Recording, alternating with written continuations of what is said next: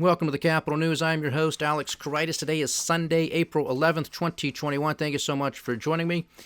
Doing a Sunday Markets Overnight segment because I did not do a podcast on Friday, and also because the chair of the Federal Reserve, Jay Powell, gave an interview to 60 Minutes, which aired this evening, so I want to talk about that. So the focus of this podcast is going to be a little bit more shorter and briefer, and really just talk about that interview and what's taking place in the markets overnight. So we have the dollar index trading at 92.27, in the green, about 1/10 of 1%. We have broad-based dollar strength across the board right now in the overnight session. Bitcoin is up slightly, trading at $59,800 per coin, so flirting with that $60,000 handle with Bitcoin. Overnight futures markets with the U.S. exchanges, the Dow Jones, the S&P 500, and the NASDAQ 100 are all currently in the red, all down about 1/3 The cash trade in Japan is giving back about 0.5%. Cash trade in Australia the same.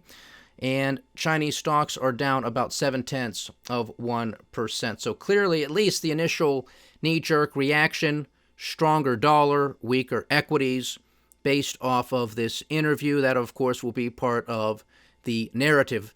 This could change on a dime when the cash trade opens here in the States several hours from now. But at least right now, the knee-jerk reaction is a broad-based sell-off in equities and dollar strength.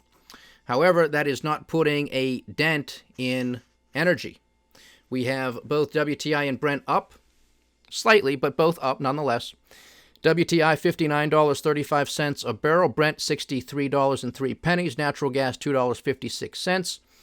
Although I guess the dollar strength is putting a little bit of a hit on the precious metals, with gold down about 1/3 and silver down about 0.6% currently, with gold at $1,738 an ounce, silver at $25.08 an ounce, and copper is also down 1%, right at $4 per pound. So that is interesting. And of course, on Friday, U.S. equities, the broader indexes hitting all-time highs. Okay, nothing to see here, nothing to worry about. Jay Powell and company have everything under control, don't they? And Uncle Sam's 10-year junk note is yielding 1.65%. Okay, so there you have it. That is market performance and some market action right now. If you were able to watch this interview, I guess, well, that's 20 minutes of your life you're never going to get back. If you haven't watched it, don't. A complete waste of time.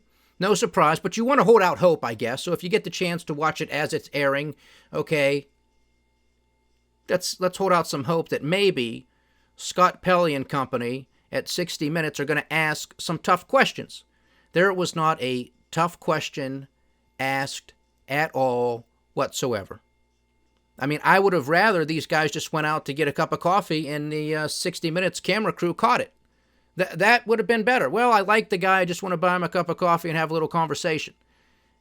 60 Minutes did not do the American public any justice, any service whatsoever. It was basically kissing his butt. I mean, softball after softball after softball question. And you don't even have to grill him. You don't have to be disrespectful. You can just ask some basic questions. I mean, the hardest stuff, if you even want to call that, was when Scott Pelley of 60 Minutes was asking, well, with stock prices where they are they overvalued? And of course, he dodged that question and said, well, some metrics, they might be a little bit higher, and by other metrics, not so much, tomato, it really doesn't make a difference. And so they, push that one away. Of course, doesn't talk about anything. Talks about the quote-unquote economic recovery and how jobs are going to be coming roaring back. Well, then why didn't Scott Pelley, why wasn't he prepared with some basic data? Why didn't he just simply press him and say, Mr. Chairman, that's fine, and we can all hope that that's the case, that once the economy opens up and all of these jobs hopefully come back, okay, yes, we all want this, we understand this. But initial jobless claims came in at 744,000 last week. And that was just for regular state unemployment benefits. What about the PUA program, which was another 152,000? So you're near 900,000 Americans filing an initial claim last week, when supposedly we have this great rollout of the vaccine and cities and states are starting to reopen. So why do we continue to see this type of number? And then it would be nice for Scott Pelley in 60 Minutes to put that into perspective for the broader audience, because they're not going to understand what that number necessarily means. But say, look, Mr. Chairman, this number has been this bad for over a year now. And last week's figure was worse than anticipated. And for further context, Mr. Chairman, these numbers are still worse than where we were during the depths of the great financial crisis. There was none of this whatsoever. There was no pushback whatsoever. What was interesting, and rightly so for 60 Minutes to bring up in their conversation about current risks and future risks potentially to the system, was when he brought up Archegos Capital Management, that family office hedge fund, whatever you want to call it, that was basically on the brink of failure and caused multi-billion-dollar losses in international banks. Now, evidently, from what we understand, Goldman Sachs and Morgan Stanley and even Deutsche Bank were able to see the writing on the wall, and they got out of their positions. So they were not negatively impacted, even though they were doing business with Archegos. Their risk management team, or whoever was in the know, knew enough to get out of Dodge. Apparently, the teams at Nomura, Japanese investment bank, and Credit Suisse, they clearly did not understand what was going on, or they were just too late to catch up. And now both of those banks individually are going to be suffering several billion-dollar losses. So what those banks have just made in profits because of the gift that keeps on giving from one central bank after the next, and all of their trading desks, and all the profits they've been making, they just got wiped away like that because of one small family office. And this question was brought up, like I said, which is why I'm discussing it now. And Jay Powell's response was basically like, well, we really didn't see this coming type thing. And, I don't know if we could have, seen something like this coming, which is complete ridiculousness, because this has happened before. This is not the first time that one hedge fund has caused a systemic event, or could have caused a systemic event across the entire financial system. That's what would make it systemic. I mean, long-term capital management, ring a bell? The brilliant hedge fund managers that could do no wrong, that almost brought the entire system to its knees in the late 90s. But of course, Alan Greenspan and company, the then Federal Reserve chair, came to the rescue and bailed them out and bought us a little bit more time for the dot-com boom. Just a couple more years, and then it was obviously the bust. And don't forget, peak to trough, nearly 80% decline. But these yahoos, they can't see this stuff coming. Oh, we couldn't see that coming. We didn't know that that was a possibility. And that was a good question. And that was something that CBS in 60 Minutes should have pushed Jay Powell on further. You don't really know what's going on, do you? Nobody does. Don't you think all of this excess liquidity that you guys are throwing into the system, I mean, do you really have a grasp as to where it's all going? Do you understand the counterparty risks? Do the banks that are transacting with these hedge funds and amongst themselves, do they understand it? Clearly not. Clearly not. What did we learn from the great financial crisis? Clearly nothing. Because this was the same stuff that was taking place then. It continues to take place now. And a lot of it, I think, is even deeper into the shadows. A lot of it is in these family offices. A lot of it is in private equity. And don't forget that Jay Powell comes from private equity. Okay? You see how this all works? Buddy group, you see how you understand where all this money's circulating? 60 Minutes didn't press Jay Powell on the income or the wealth inequality. Yes, we understand that the Federal Reserve came in, did this, did that, it's going to do this, going to continue to do that. But look at what has happened, Mr. Chairman. $4 trillion went to the top 1%. Several trillion more went to the top 10%. Clearly, something is amiss here, because you also say, use his words against him, you also say that the Federal Reserve wants to tackle wealth inequality. But aren't you contributing to this widening gap of wealth inequality?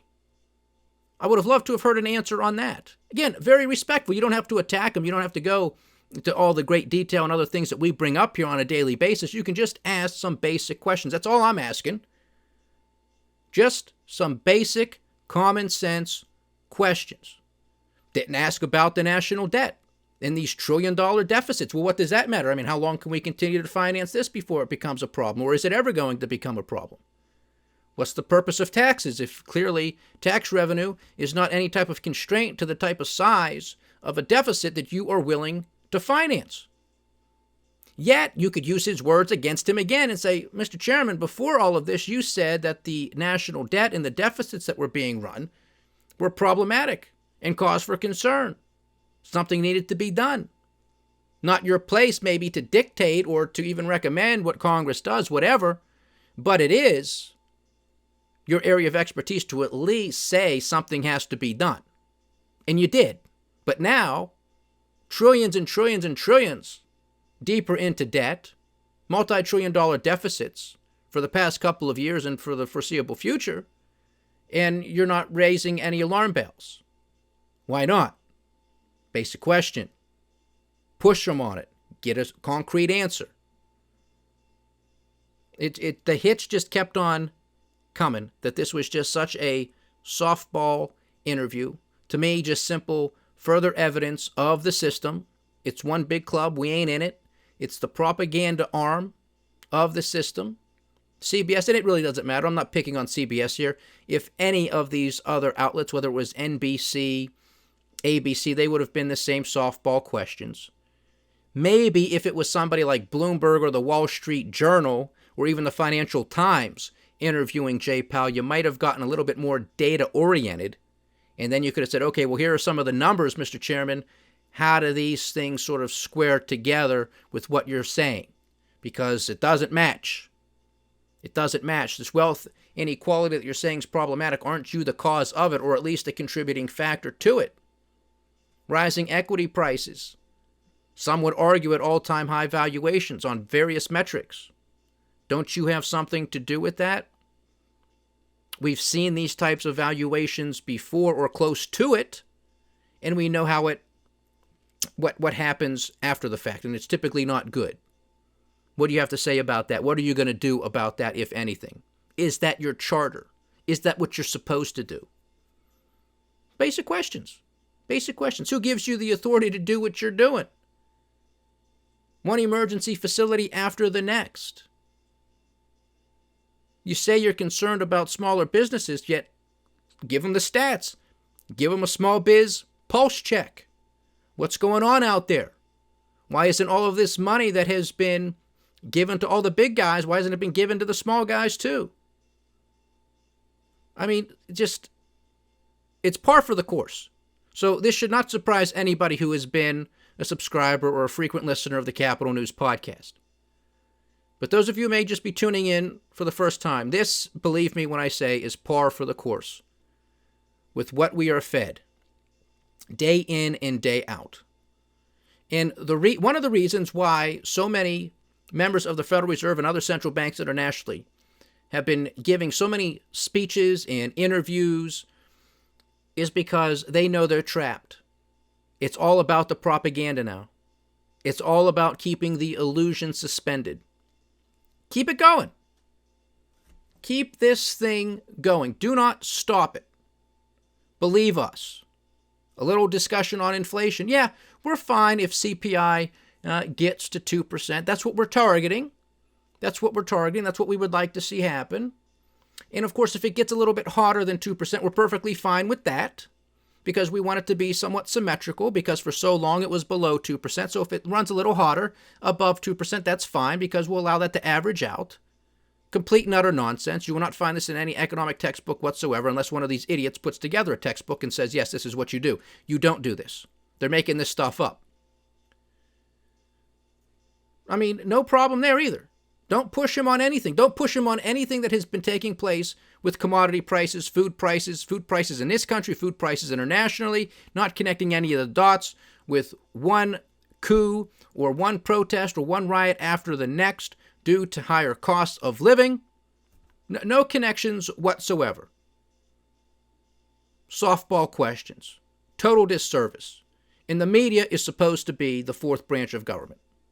That is how the country, that is how the citizenry, that is how the voting public is supposed to become informed. So this just tells you the caliber of our media, which is in the trash, just like so many other institutions. The Federal Reserve being another one.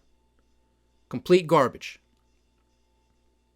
So propaganda, it's the narrative. Overnight markets, cash trade in Asia and Australia, so far they do not like it. They do not like it. And the Federal Reserve Chair continues to commit to not increasing interest rates. He said, there's pretty much no way that there's going to be any type of interest rate increase this year. And of course, there are many members of the Fed who are not even projecting that there's going to be an interest rate increase next year. Next year, in all of the inflation, it's just going to be transitory, and they'll be able to handle the whole thing, no problem whatsoever. Yet they can't see any of these things blowing up. They can't see Archegos Capital Management blowing up. They can't see any type of overvaluation in the stock market. They don't see the wealth inequality as being part of their policies as to why this is happening and why the gap is getting even bigger. They can't connect the dots, yet we're supposed to trust them that inflation is just going to be transitory, if it even exists. And if it does exist, they'll be able to take care of it, which is also a complete joke, because if that is the case and they want to increase interest rates in a system that I argue is even more fragile than it was a couple of years ago, again, going back to the fourth quarter of 2018, when equities sold off 20% in the fourth quarter, that is when you had a federal funds rate about 2.4%, a 10-year junk note at 3.33%, and the markets couldn't handle it. Now you have even more debt in the system. You have millions of people more unemployed. At that juncture, you were near full employment. You were close to 3.5%. Now they claim we're at 6%, although the Fed claims we're closer to 10%. Why wasn't that a question that was asked by Scott Pelley in 60 Minutes? That was right there. Mr. Chairman, the Bureau of Labor Statistics has obviously produced monthly jobs reports. And a couple of months ago, when the official unemployment rate was 6.3%, you actually came out and challenged that official statistic. You said, we don't believe that it's really at 6.3% as the BLS says. We believe it's closer to 10%.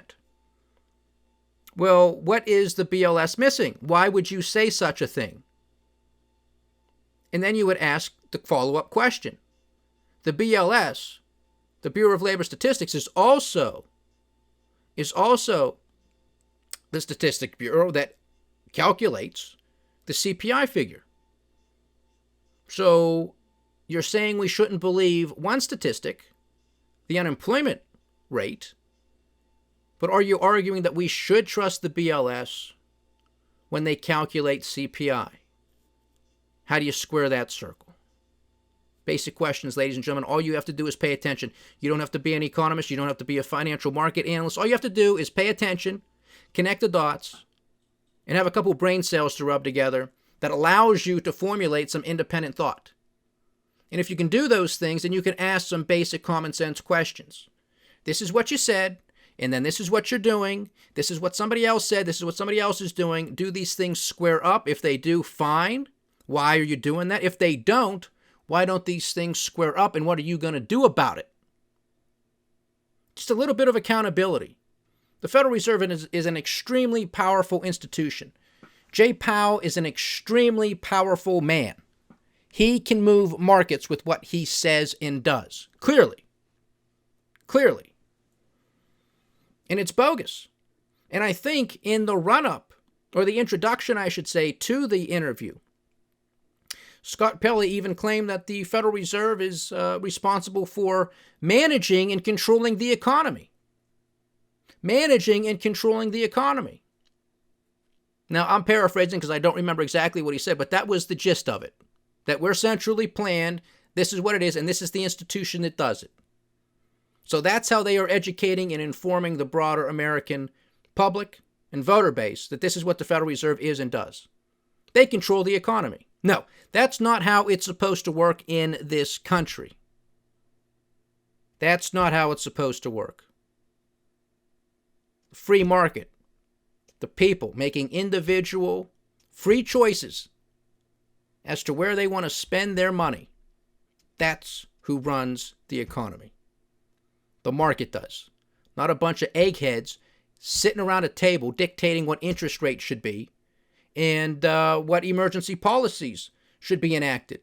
And that's another thing. We have home prices at all-time highs, Mr. Powell. Why do you continue to buy mortgage-backed securities? Come on. This ain't difficult.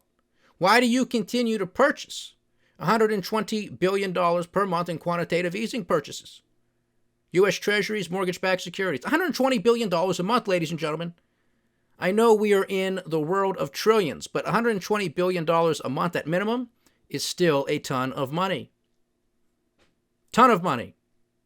That's basically the net worth of Warren Buffett. It's the bulk of the net worth of Bill Gates. The bulk of the net worth of Jeff Bezos and Elon Musk, etc., etc. That is a ton of money. It's taken those individuals their entire lives to accumulate that much money. And a lot of it, of course, is because of the funny money printing that's been taking place over the past couple of years. But nonetheless, you get my point as to how big a number that is. And that's what they continue to throw into the system month after month after month. Yet they claim that we're well on to our path to recovery. Bunch of hogwash. It's a bunch of nonsense. We know where the money's going. We know who's benefiting from it. And we're going to find out soon here because we're already in the early innings of the second quarter. So that means we are going to start getting the financial results of larger corporations for their first quarter results. And some of that's going to be taking place this week. So we'll be on the lookout for that. So to me, no surprise. Wanted to hold out hope just a little bit that maybe Scott Pelley in 60 Minutes would bring some more color and clarity as to the severity, as to what has taken place because of the lockdowns, the decisions that were made fiscally and monetarily speaking. But there was none of that. It was you're the chairman of the Federal Reserve, correct? Yes, I am. Yes, in fact, I am. What's your favorite color? Oh, yes, mine too. I like that color too. Are you wearing socks today? Oh, yes, good, wonderful. Those were the types of questions we get. So we can't be surprised when we witness what we witness out in the markets, out in the real economy. So there you have it. That's Markets Overnight. Jay Powell speaks. We'll see the follow-up as to what takes place throughout this week. Stay diversified, stay vigilant, and stay with the Capital News. I am Alex Karitis. Godspeed.